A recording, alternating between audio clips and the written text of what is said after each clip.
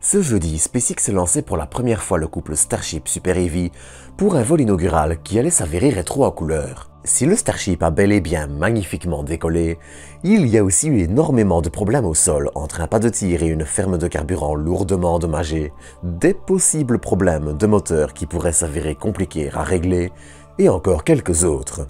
Alors, entre les gros problèmes et les belles réussites, je vous propose de se pencher ensemble sur les différentes étapes du vol et tout ce qu'il s'y est passé, puis de tenter de faire un petit bilan de tout l'ensemble. Mais avant de commencer, je tenais à vous inviter à vous abonner ainsi qu'à partager cet épisode.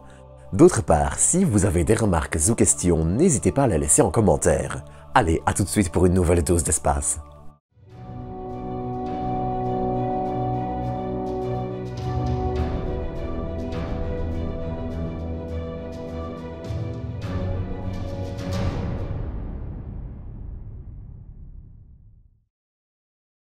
Avant de commencer, je tenais à glisser un petit message rapide. Je ne cherche pas dans cette vidéo à particulièrement attaquer ou glorifier SpaceX. Le fait est que certains agissements de la compagnie sont plus que discutables, on y arrivera dans un instant, mais que parallèlement il réussit aussi de beaux exploits qui ne doivent pas nécessairement être trop glorifiés non plus. En gros, mieux vaut garder son esprit critique, même si bien sûr je fais aussi partie de ceux qui ont applaudi lors du décollage. Ce jeudi à 15h33, les presque 5000 tonnes du Starship s'arrachaient du sol de Boca Chica, au Texas, faisant du véhicule de SpaceX le plus haut, puissant et lourd jamais lancé. Mais malheureusement, dès ses premiers instants, le vol allait aussi être tout sauf un long fleuve tranquille. À témoin 2 secondes, les moteurs commencent à s'allumer et 7 secondes après, le Starship décolle. Et c'est pendant ces quelques instants que le gros des problèmes se produisent. Car le pas de tir du Starship, et on va le voir ensuite, souffre d'un terrible mauvais choix de conception, l'absence de tranchée pour dévier les flammes, appelé Carnot. En effet, si vous vous risquez à comparer le pas de tir du Starship avec un pas de tir normal, comme ceux des Falcon 9, Ariane 6 ou plein d'autres, vous remarquerez qu'ils disposent tous d'une tranchée inclinée. Et cette tranchée n'est pas là pour décorer. En l'associant à un déluge d'eau, elle permet de dévier une partie de la flamme du lanceur et ainsi d'éviter de provoquer des dégâts au pas de tir.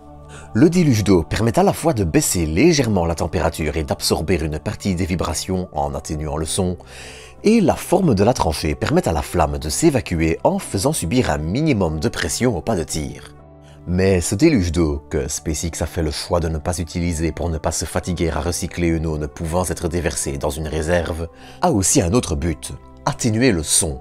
Or, lors de la mise à feu statique, SpaceX avait déjà produit des sons supérieurs à ce qui était recommandé pour éviter trop de dommages à la faune locale, et a visiblement encore fait pire lors du premier vol. Rappelons aussi que des spectateurs situés du côté mexicain se sont retrouvés dans la zone de dommages auditifs parce que SpaceX n'a pas pris les mesures adéquates. De plus, Elon Musk a clairement assumé le choix de ne pas ajouter de tranchée au pas de tir orbital et le tout mis ensemble, on sent que SpaceX se soucie mal de l'environnement animal comme humain. Mais bref, pour l'impact environnemental de SpaceX, j'ai déjà sorti un épisode sur le sujet et Stardust en a fait un très bon aussi. Donc revenons-en au vol, qui est le sujet principal de l'épisode. Car alors que les moteurs de Super Heavy, le premier étage du Starship, s'allument les uns après les autres, le sol en béton du pas de tir se fait littéralement oblitérer en quelques secondes. Et ce n'est pas qu'une façon de parler. Déjà, on notera la projection de plein de débris majeurs vers la mer et un peu toutes les directions, débris issus d'un sol fait dans un béton extrêmement résistant, mais pas assez pour cette flamme. Et ça aura plusieurs effets. En premier, le pas de tir voit ses fondations excavées et remplacées en grande partie par un plutôt beau cratère. Mais cela provoquera aussi, plusieurs minutes après, des retombées de poussière de béton à plus de 10 km de Boca Chica et, rappelons-le, sur toute une réserve sur laquelle SpaceX se devait de minimiser les impacts négatifs. Je vous épargnerai donc les détails sur la pollution des eaux, les particules dans l'air et toute la panoplie, mais le tableau n'est hélas pas très joli. En plus d'une voiture garée honnêtement un peu trop près, qui passa un agréable moment, mais bref. Là où les choses deviennent encore plus inquiétantes, c'est que la projection de débris a aussi atteint la ferme de carburant dont au moins 3 des 8 réservoirs ont été lourdement endommagés et devront soit être réparés, soit vraisemblablement remplacés. Et malheureusement, beaucoup d'essais de la NASA entre autres l'ont déjà montré, dans ce type de scénario, beaucoup de débris peuvent aussi remonter au moteur. Ainsi, dès les premières secondes du décollage, ce ne sont pas moins de 3 moteurs Raptor qui se coupent. De plus, aux premiers instants du décollage, on voit le Starship dévier rapidement et s'éloigner du pas de tir. Si le fait de chercher à dévier pour ne pas retomber directement sur le pas de tir en cas d'incident est tout à fait normal, cette déviation est aussi tellement importante, et même trop importante pour être totalement normale, qu'elle rend possible le fait qu'il ait, au moment précis où il s'est soulevé de son pas de tir, tapé celui-ci. Et la série noire ne va pas s'arrêter là. Au fur et à mesure du vol, et jusqu'au moment où les choses dégénèrent, mais je vais y arriver, ce sont 6, voire même 8 moteurs que l'on peut confirmer comme étant éteints. Tout au long de son vol, on aperçoit aussi de nombreux sursauts de flammes plus opaques, de petites explosions et autres ennuis du genre, qui indiquent au mieux un dysfonctionnement temporaire d'un moteur et souvent la perte au moins partielle de celui-ci. Sur cette photo, par exemple, ce sont 7, voire même probablement 8 moteurs, vu la couleur du dernier, qui sont hors de service. Et avec cette poussée totalement mal équilibrée, on remarque très tôt une tendance du véhicule à pencher, tenter de compenser, et le tout avec un certain succès, il faut l'avouer. Car oui, sur des images comme celle-ci, le lanceur est déjà dans une situation assez tendue. Et cela peut avoir 2 raisons. D'un côté, les problèmes de moteur décentrent complètement la poussée du véhicule, rendant son contrôle difficile. De l'autre, les ailerons du Starship et les grids fines de Super Heavy frottent énormément avec l'atmosphère.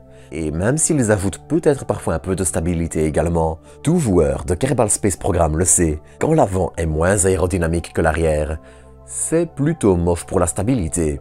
S'il est fort probable que ce point n'ait pas été le plus critique, et a aussi été pris en compte dès sa conception, cela peut être contribué à rendre son contrôle plus difficile dans cette situation précise. Puis, vers 2 minutes 50, les moteurs de Super Heavy doivent s'éteindre, ce qu'ils ne feront tout simplement jamais. Cela peut, par exemple, s'expliquer par le fait que le lanceur n'était pas encore assez haut et rapide à cause de son déficit de poussée. Malheureusement, le scénario prévu pour séparer Starship de Super Heavy est que celui-ci se déboîte simplement avec une rotation assez douce de Super Heavy. Problème, Starship ne se séparera simplement pas et les mécanismes permettant de le déverrouiller ne se mettront jamais en route. On peut s'interroger par exemple sur la présence d'une vapeur blanche dans l'interétage qui sépare le Starship de Super Heavy, mais il est très difficile de dire s'il y a un quelconque lien. Quoi qu'il en soit, et peut-être comme je le disais car il n'a pas eu assez de poussée et n'était pas assez haut et elle a donc eu lieu trop tôt, Super Heavy entamera sa rotation qui sera totalement hors de contrôle et lui sera fatale, rotation qui était impossible à compenser avec la masse d'un Starship non décroché. Mais dès le début de sa rotation, qui dans ses premiers instants est proche de ce que Super Heavy devrait réaliser en conditions normales, les choses s'emballent. Combustion anormale, petites explosions, certaines flammes vertes indiquant que le moteur brûle son propre cuivre. Tous ces événements s'enchaînent. C'est cette partie-là qui fait le plus craindre de possibles problèmes de fiabilité des moteurs Raptor. D'autre part, entre le lancement et le début de la rotation, le Starship perdit aussi 4 tuiles de protection thermique sur une moitié du véhicule, aucune image de l'autre n'étant disponible. De ce côté-là aussi, le véhicule nécessitera des améliorations pour pouvoir, avec certitude, survivre à une réentrée atmosphérique. Enfin, à 3 minutes 59 après le lancement, Super Heavy est volontairement détruit pour éviter de retomber en un trop gros débris. À ce moment d'ailleurs, l'interétage survit et se détache de Starship qui sera détruit quelques fractions de secondes plus tard. Mais du coup, que peut-on retenir de ce vol ? Déjà que structurellement, le Starship et son booster sont plus que résilients. Ensuite, et ça reste un beau succès, le lanceur a réussi à décoller et à passer Max Q le moment où il subit le maximum de pressions aérodynamiques. Même si certaines images laissent craindre un atterrissage s'étant un peu penché et écrasé lors du lancement, c'est honnêtement impossible à solidement confirmer pour le moment, et cette image relève probablement de la turbulence atmosphérique. Mais il a aussi montré une erreur monumentale. Ne pas construire le pas de tir selon les standards partout dans le monde et de fort probables sérieux problèmes des moteurs Raptor qui ne sont peut-être pas que liés aux débris projetés, débris qui y ont probablement pas mal joué aussi. Là encore, il est assez difficile de dire si c'est un problème de fiabilité sérieux des Raptor, de petites améliorations qui devront probablement avoir lieu, ou alors si la faute est entièrement celle des débris. Ainsi, le gros problème reste celui du pas de tir. En se basant sur les données reçues lors des essais statiques et ce que SpaceX savait du béton qu'ils avaient acheté, il était estimé qu'il aurait dû survivre au décollage, ce qui n'a hélas pas été le cas. Reste maintenant à savoir qui est le vrai responsable. SpaceX en partie, certainement, puisqu'ils auraient dû mieux inspecter leurs installations et qu'ils auraient peut-être pu détecter des micro-fissures dans le béton après les essais statiques de Super Heavy, ou le fournisseur du béton qui a peut-être un peu enjolivé les chiffres. Quoi qu'il en soit, avec l'impact environnemental désastreux, il est certain que SpaceX a sa part de responsabilité, mais il faut aussi maintenant attendre les rapports de la FAA, d'associations de protection de l'environnement et d'un peu tout le monde pour pouvoir se forger une idée définitive de la responsabilité de chacun. Car des responsables, il faut l'avouer, il y en a.